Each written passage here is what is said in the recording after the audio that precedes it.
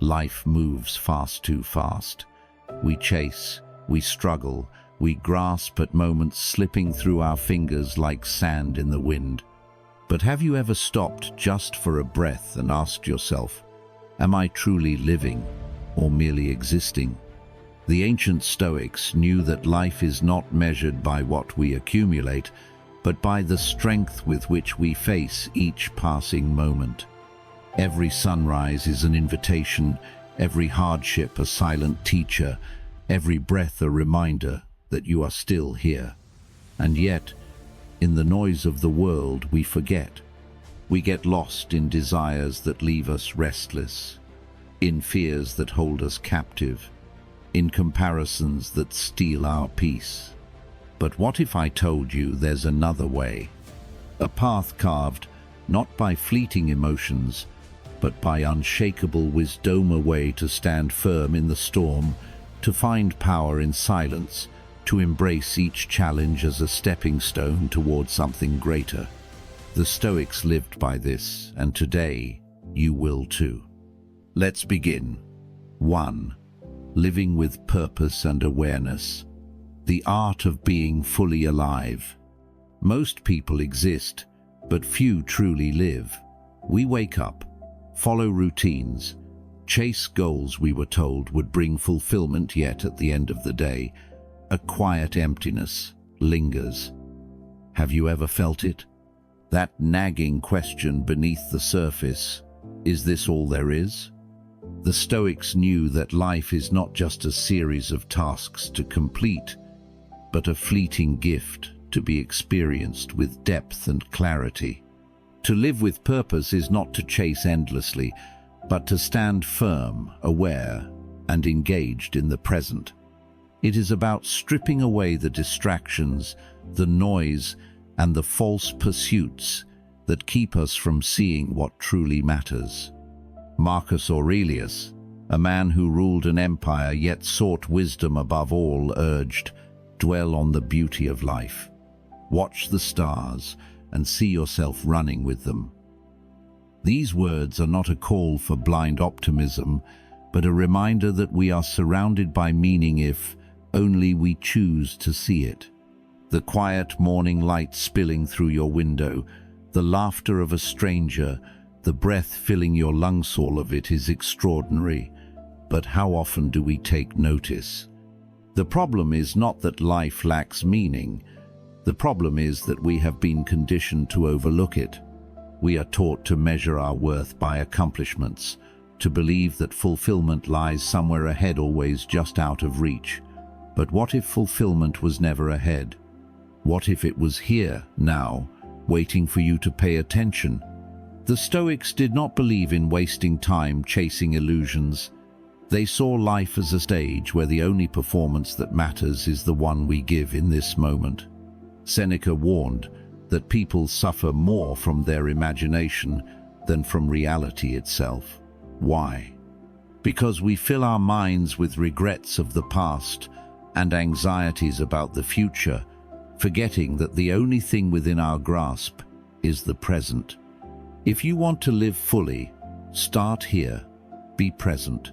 Pay attention to the details of your day, the conversations you have, the thoughts that shape your reality.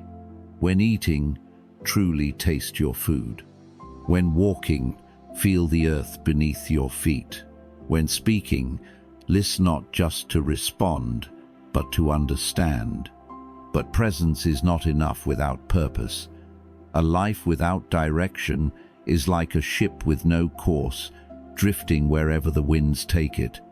Purpose is not about grand ambitions or external validation. It is about aligning your actions with your values. What do you stand for? What kind of person do you want to be? When your daily actions reflect your deepest principles, even the smallest tasks become meaningful.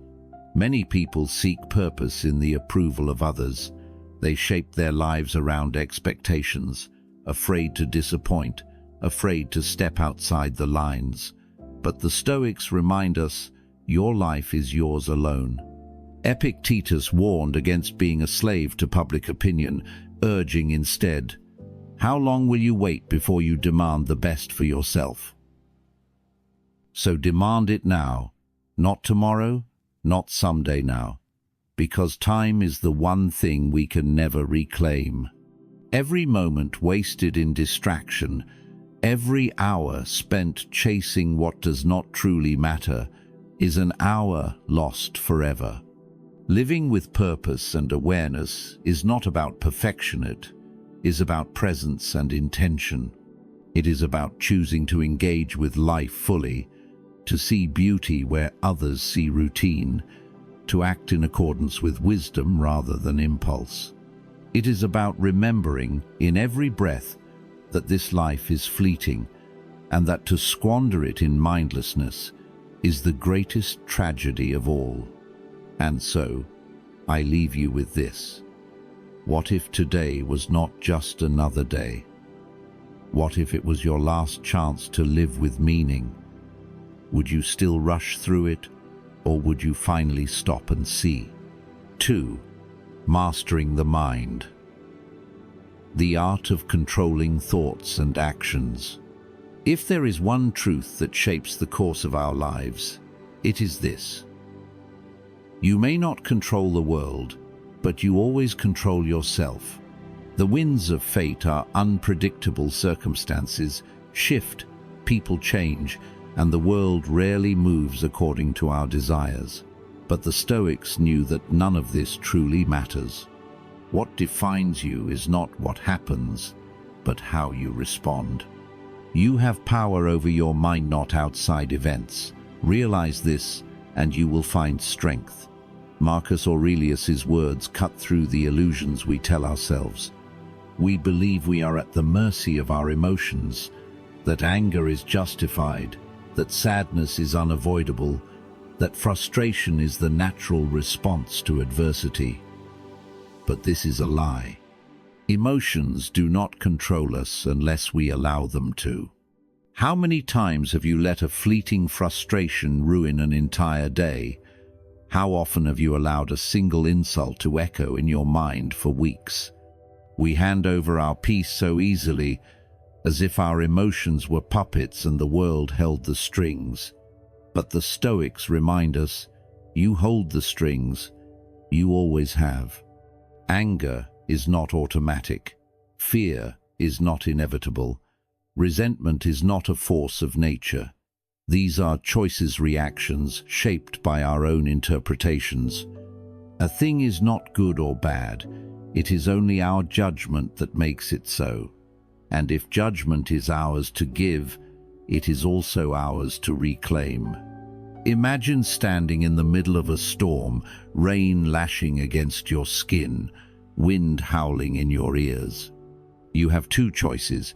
You can scream at the sky, demand that it stops, curse the heavens for their cruelty, or you can accept it, let the rain fall without resistance, and walk forward anyway. This is the essence of Stoicism. Mastery over yourself in a world beyond your control. Epictetus, once a slave and later one of the greatest Stoic philosophers, understood this deeply. He taught that suffering comes not from events, but from our attachments to them. The moment we believe we deserve something, comfort, success, fairness, we create a vulnerability within ourselves. Because the world does not owe us comfort, success, or fairness. It simply is. And when we fight reality, we lose. But surrender is not the answer either. The goal is not passivity, it is clarity. To see things as they are without illusion, and to act not from impulse but from reason. This is what it means to be truly free. Consider how much of your life is dictated by emotion. How often do you react before thinking? How often do you let irritation guide your words, or fear dictate your choices? The Stoics offer a simple challenge. Pause. When something angers you, do not respond immediately. When fear creeps in, do not let it steer your course. Step back, observe and choose. Because that is your power, your greatest power. To choose, it is easy to believe that our emotions are too strong, that control is beyond us. But this, too, is an illusion. If a man like Seneca, living under the tyranny of Nero, could find peace, then so can you. If Marcus Aurelius, ruling an empire in turmoil, could master his thoughts, then so can you. It is not the world that disturbs us, but our perception of it. And if we change our perception, we change everything. So the next time life tests you, when anger rises or fear grips your heart, remember this: you are not a slave to your emotions. You are the master of your mind, the architect of your actions, the guardian of your own peace. And in that mastery you will find the strength to walk through any storm calm, steady and unshaken. 3. Turning trials into triumphs, the strength hidden in adversity. Most people see obstacles as roadblocks, things that stand in the way of their plans, forces that disrupt the life they imagined. But the Stoics saw something else. They saw opportunity. The impediment to action advances action. What stands in the way becomes the way. These words from Marcus Aurelius hold the key to an unshakable mindset. Instead of resisting hardship, instead of cursing fate, the Stoic learns to use every challenge as fuel for growth.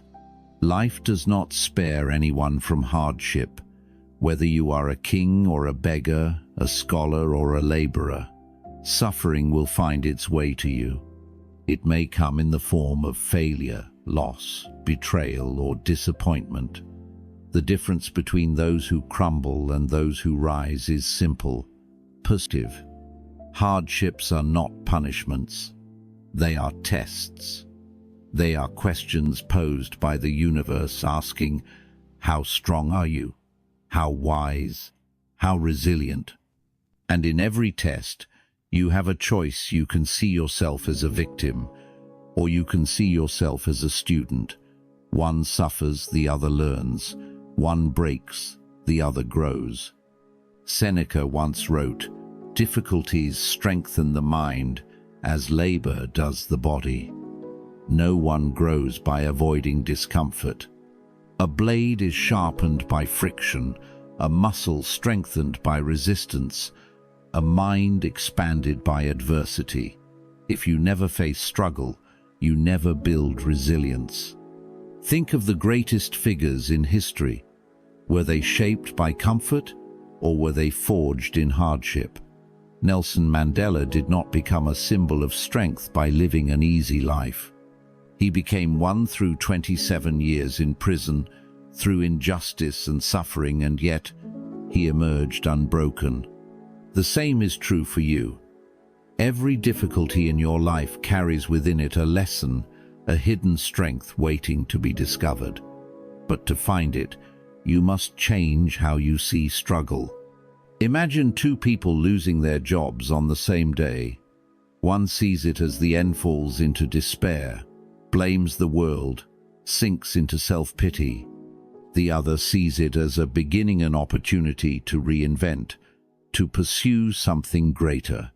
Same event, different mindsets, different outcomes.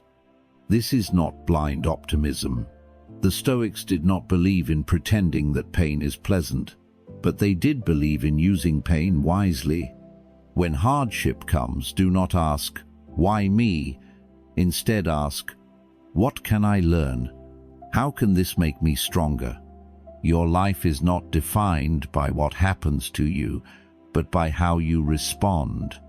What if, instead of resisting struggle, you welcomed it? What if you saw every challenge as a chance to sharpen your mind, deepen your wisdom, and prove your strength? The Stoics believed that luck is not something that happens to you, it is something you create. Luck is what happens when preparation meets opportunity. Seneca wrote, "Opportunities exist everywhere, but only those who are prepared can seize them." And preparation does not come from ease, it comes from endurance, from pushing through discomfort, from training yourself to see setbacks as setups for something greater. So the next time life tests you, when you face rejection, failure, or loss, remember this: what stands in your way is not there to stop you, it is there to teach you. And when you embrace that truth, no challenge will ever defeat you, because you will no longer see them as challenges at all. You will see them for what they truly are, the way forward. 4. The power of now, finding freedom in the present. Most people live everywhere but here. Their minds wander to the past, replaying regrets like a broken record. Or they race toward the future, constructing castles of worry out of things that haven't even happened. Rarely do they dwell in the only place life truly exists, the present moment. The Stoics understood this well. Marcus Aurelius, one of the most powerful men in history, spent his days reminding himself of a simple truth: the present is all we ever truly own. He wrote, "Confine yourself to the present. You have been wandering, and now you must return. Now you must rest in yourself." Yet, how often do we do the opposite? We allow the past to haunt us, clinging to old mistakes, replaying conversations, mourning roads not taken. But the past is like a book already written. No amount of wishing will change its pages. To live chained to yesterday is to live in a prison of your own making. And then there is the future, that vast, uncertain landscape we desperately try to predict, control, or outrun. We call it preparation, but often it is just fear disguised as responsibility. Worrying does not prevent tomorrow's troubles, it only robs today of its peace. Epictetus warned against this trap. Man is not worried by real problems so much as by his imagined anxieties about real problems. The mind exaggerates, distorts, fabricates disasters that may never come. And in doing so, we sacrifice the only thing we ever truly possess: this moment, right now. So how do we reclaim the present? First, by recognizing its value. This breath you take, this second passing by it, will never return. If you waste it, it is gone forever. But if you embrace it, if you immerse yourself fully in the task at hand, you will discover something extraordinary: clarity. Marcus Aurelius advised, "Give yourself entirely to the task before you, as if it were the last thing you will ever do." What if you approached every action with that mindset? What if you spoke to loved ones as if it were your last conversation? What if you ate, walked, worked not absent-mindedly, but with full attention? You would experience something rare: presence. Second, by letting go. Let go of the weight of yesterday. Let go of the fear of tomorrow. Accept that the past cannot be rewritten and the future will unfold as it must. All you can control is what you do now. A soldier does not win a battle by dwelling on past mistakes or fearing future blows. She wins by focusing on the enemy before him. Life is the same. Your only duty is to face what is directly in front of you. And third, by simplifying. Many of our distractions are self-imposed. We chase too many things at once, trying to be everywhere and everything. But the Stoics believed that life should be lived with deliberate focus. Do fewer things, but do them well. Seneca put it bluntly, "We suffer more often in imagination than in reality." Most of our pain is self-inflicted, not by events, but by our refusal to be present for them. So take a breath, let go of yesterday, stop fearing tomorrow, return to now, because now is where your power lies. And if you master that, you will have mastered life itself. 5. The silent wealth. Freedom from desire and comparison. There is a quiet kind of suffering that most people carry, a restlessness, an unspoken dissatisfaction with life. It whispers, you need more money, more success, more approval, more recognition. And if that wasn't enough, another voice creeps in. Look at them. It points to others, people who seem happier, wealthier, more admired, and suddenly, what you have feels like it isn't enough. But what if I told you that this hunger, this endless chase, is the very thing robbing you of peace? The Stoics knew this well. They understood that happiness is not found in abundance, but in contentment. Epictetus put it simply, wealth consists not in having great possessions, but in having few wants. The world tells us the opposite. It tells us to measure our worth by accumulation, to believe that the next thing will finally complete us. A better job, a bigger house, a higher status. But the moment we attain it, the mind shifts again. What's next? Desire is a thirst that is never truly quenched. The more we feed it, the stronger it grows. And so, we live trap-chasing shadows, mistaking temporary satisfaction for lasting fulfillment. Seneca warned of this trap. It is not the man who has too little, but the man who craves more, who is poor. Think about that. Poverty is not the absence of wealth, but the absence of contentment. And then there is comparison, the silent thief of joy. We scroll through images of perfect lives, carefully curated highlights of success, beauty, and happiness. We measure our reality against an illusion. We see someone else's achievements, and suddenly our own feels small. But comparison is always an unfair fight, because you see their best moments while living inside your own struggles. Marcus Aurelius reminded himself, do not waste what remains of your life in speculating about others, unless it is for some mutual benefit. Yet how often do we do just that? How often do we let envy cloud our vision, taking what could be gratitude and turning it into dissatisfaction? The Stoics had a solution, and it was not to abandon ambition or effort, it was to redefine success. To stop looking outward for validation, and to start looking inward for fulfillment. So how do we free ourselves from desire and comparison? First, by practicing gratitude. What if, instead of obsessing over what you lack, you cherished what you have? Instead of waking up and thinking about what is missing, you recognized what is already present: your breath, your mind, the people you love. Seneca suggested this simple exercise. Imagine losing what you take for granted: your home, your health, your time. If you suddenly lost these things, wouldn't you long to have them back? Then why not appreciate them now, while they are still yours? Second, by redefining success. Stop measuring your worth by what the world values, and start measuring it by what you value.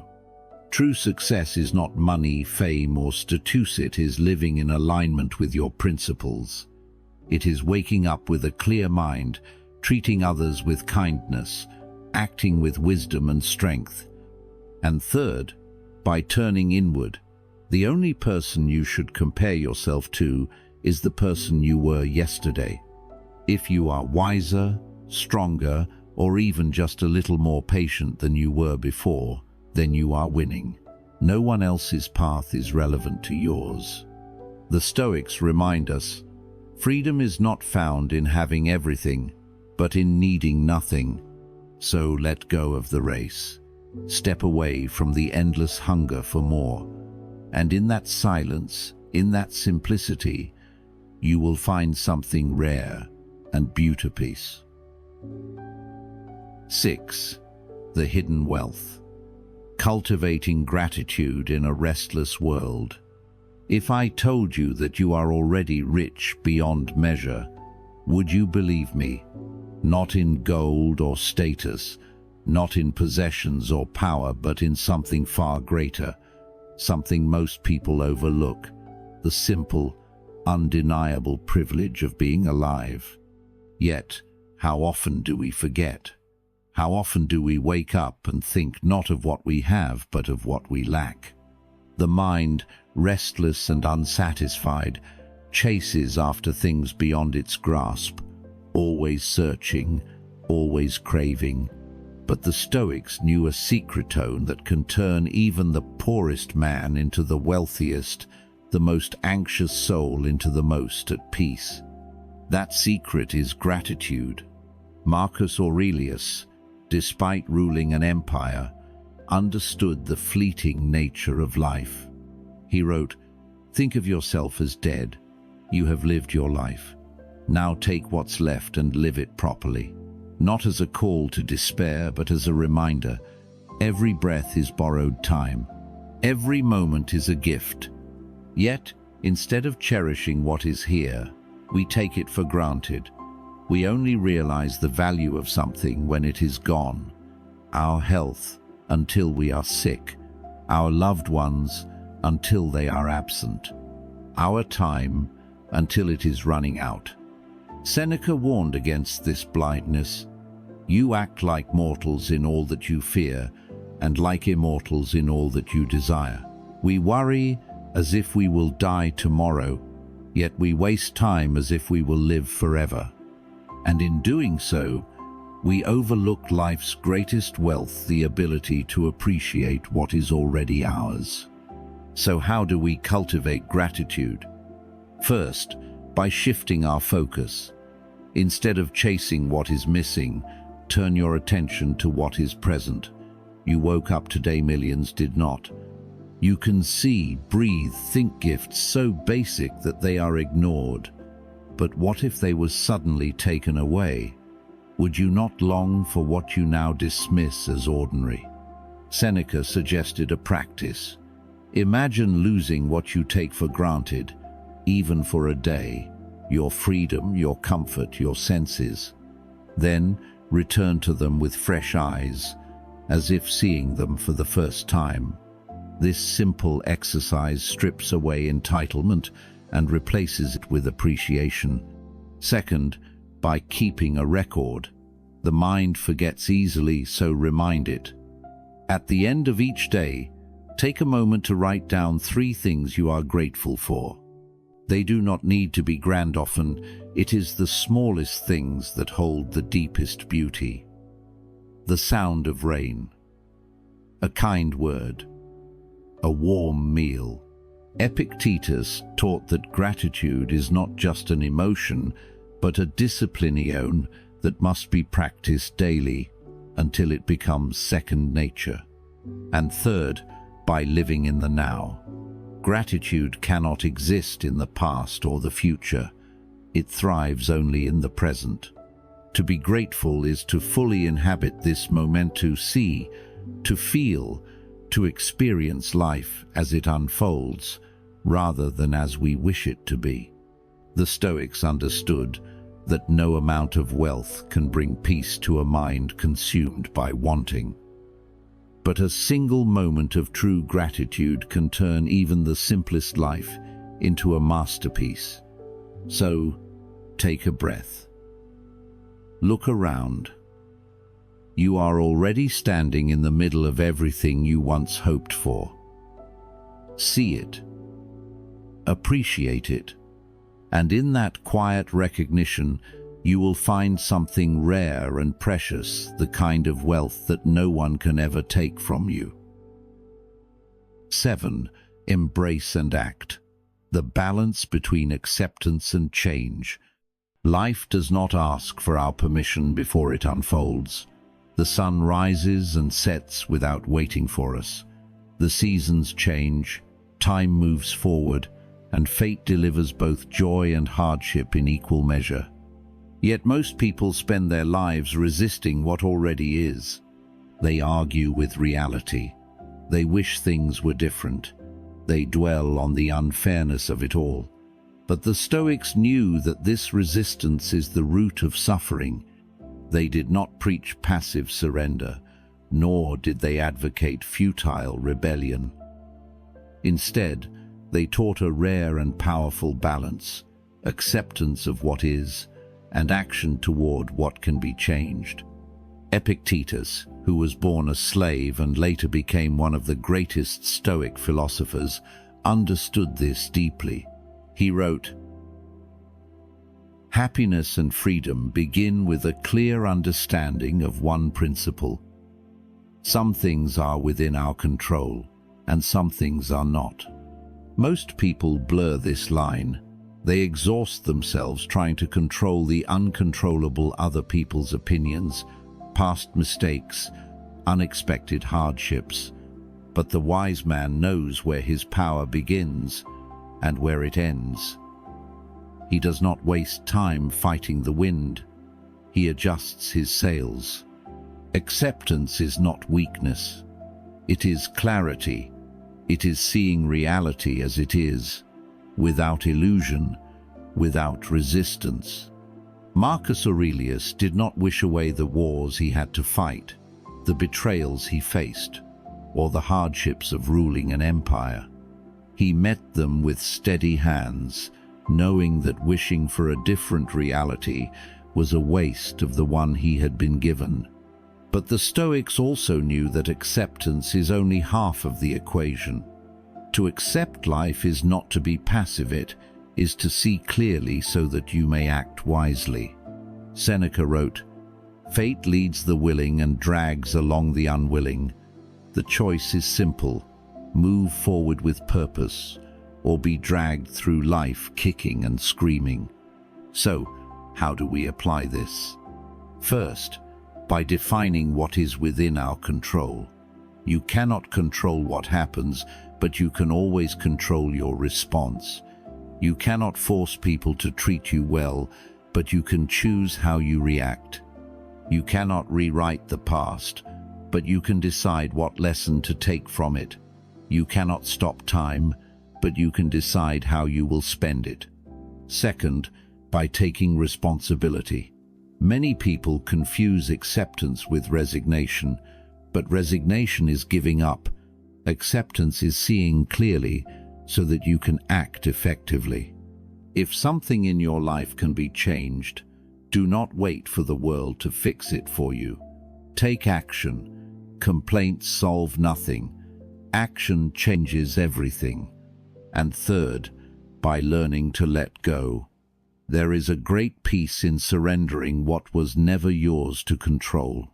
When you stop resisting the past, stop fearing the future, stop obsessing over what you cannot change, you free up energy for what truly matters, living fully in the present and shaping your own destiny.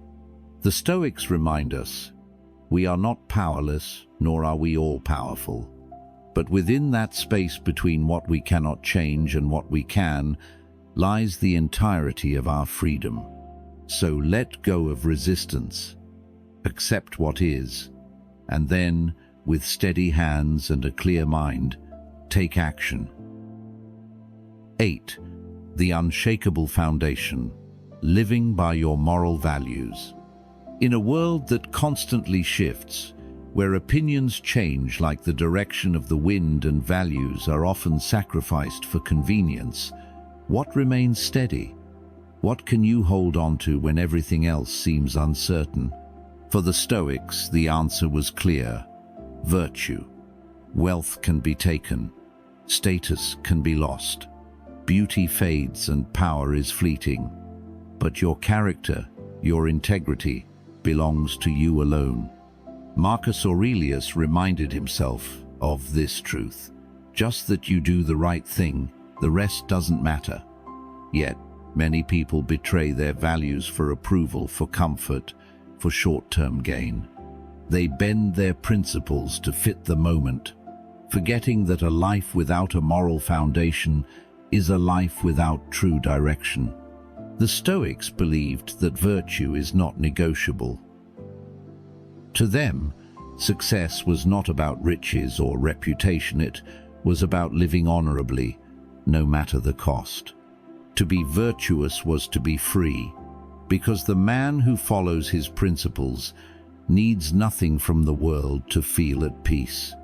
But what does it mean to live by your values? First, it means knowing what they are. Many people drift through life without ever defining what they stand for. They adopt the beliefs of those around them, follow the crowd, and act without reflection. But have you ever asked yourself, what do I truly believe in? What kind of person do I want to be? Seneca advised, associate only with those who will make a better man of you. This applies not just to people but to ideas. Surround yourself with principles that elevate you, that challenge you to be better, not those that lead you into compromise. Second, it means choosing your values over convenience. It is easy to be honest when lying isn't tempting. It is easy to be kind when others are kind to you. It is easy to be disciplined when no one is watching. But the real test of character comes in moments of difficulty. Do you stay true to your values when there is a cost? Epictetus, who endured slavery, knew that true power did not come from external status, but from inner strength. No man is free who is not master of himself. If your morals collapse under pressure, then they were never truly yours to begin with. And third, it means accepting that virtue is its own reward. The world may not always recognize integrity. You may not be celebrated for doing what is right. But the goal of virtue is not applause, it is peace of mind. The Stoics understood this well. They did not act with honor because it was easy or because it guaranteed success. They did it because to live any other way was to betray themselves. So ask yourself, when everything else is stripped away, what do you stand for? If you lost your wealth, your title, your comforts, would you still have something unshakable inside you? Because in the end, the only thing that truly belongs to you is the kind of person you choose to be. Hold on to that, and you will never be lost. 9. The Silent Fortress. Finding peace in stillness. The world is loud, not just in sound, but in demand, in expectation, in distraction, in the endless pull toward more movement, more urgency, more noise. But where there is noise, there is no clarity. Where there is restlessness, there is no peace. And where the mind is constantly chasing, it never arrives. The Stoics understood a truth that many today have forgotten. Stillness is not emptiness, is power. Marcus Aurelius, a man burdened with the weight of an empire, often reminded himself of this. Nowhere can man find a quieter or more untroubled retreat than in his own soul. The world around him may have been in turmoil, but within, he built a fortress so no chaos could breach. Yet most people fear stillness. They fill their time with distractions, their minds with endless stimulation. They mistake movement for progress and busyness for purpose. But a life spent constantly running is not a life lived, it is a life escaped. What would happen if you stopped running, if you sat in silence, even for a moment, and listened not to the noise of the world, but to yourself? The Stoics knew that a quiet mind is a strong mind. Seneca wrote, "To be everywhere is to be nowhere." If you are always caught in the rush, always thinking of what comes next, you are never truly present. Stillness is not about doing nothing, it is about doing one thing fully. It is about pausing long enough to reflect, to understand, to see things as they are not, as your restless mind distorts them to be. So how do we cultivate stillness? First, by embracing solitude, not as loneliness, but as a sanctuary. Epictetus taught that true strength is found in self-sufficiency and the ability to be alone with your thoughts, without needing distraction. Can you sit with yourself, free from screens, free from noise, and simply be? Second, by practicing mindfulness. The present moment is always available, but rarely noticed. Most people live in the past or the future, missing the richness of now. Slow down. Feel the breath entering your lungs. Taste your food. Listen, not just to respond, but to understand. And third, by removing unnecessary chaos. A cluttered mind reflects a cluttered life. Do you allow every thought, every worry, every fleeting emotion to control you? Or do you choose what deserves your attention, letting the rest fade into the background? The world will always be loud, but you do not have to be. There is a place within you untouched by noise, by fear, by distraction, a place of quiet strength waiting to be remembered. Find it, protect it, return to it often, because in stillness you do not lose yourself. You finally meet yourself. Life will never be without trials. The world will never be fully in your control. But your mind, your choices, your response, these are yours alone. This is the essence of Stoicism, not to escape life's hardships, but to face them with unwavering strength and clarity. Live with purpose. Master your thoughts. Welcome challenges as lessons. Be present. Desire less. Cultivate gratitude. Accept reality, yet act where you can. Hold on to virtue. Find stillness in the storm. And above all, remember, your peace is not given by the world, and therefore the world cannot take it away. Now, I want to hear from you. Which Stoic lesson resonates with you the most? How have you applied these principles in your own life? Share your thoughts in the comments, and let's continue this journey toward wisdom together. Your perspective matters. Let's grow as a community of modern Stoics,